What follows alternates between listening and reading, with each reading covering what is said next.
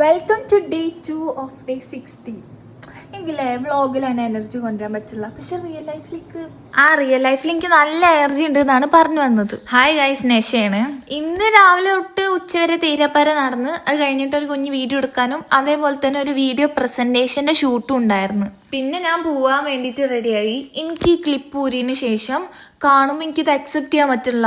കാണുമ്പോൾ ഞാൻ അങ്ങനെ ഇത് എൻ്റെ പല്ല് തന്നെയാണോ, എനിക്കിങ്ങനെ വേറെ ആരൊക്കെ പല്ലൊക്കെ പോലെ തോന്നുക. എനിക്കത് ഒട്ടും അക്സെപ്റ്റ് ചെയ്യാൻ പറ്റുള്ളടോ.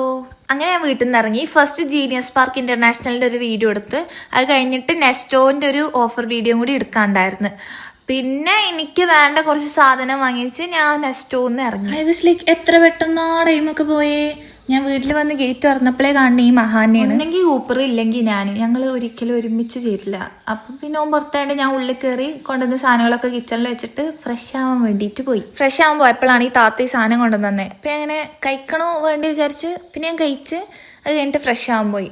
ഫ്രഷ് ആയി കഴിഞ്ഞ് വന്നിട്ട് പിന്നെ ലേസും കൂടി കഴിച്ചു തോന്നുന്നുണ്ട്. ഇത്രയൊക്കെ തന്നെ ഉള്ളൂ എൻ്റെ ഒരു ദിവസം.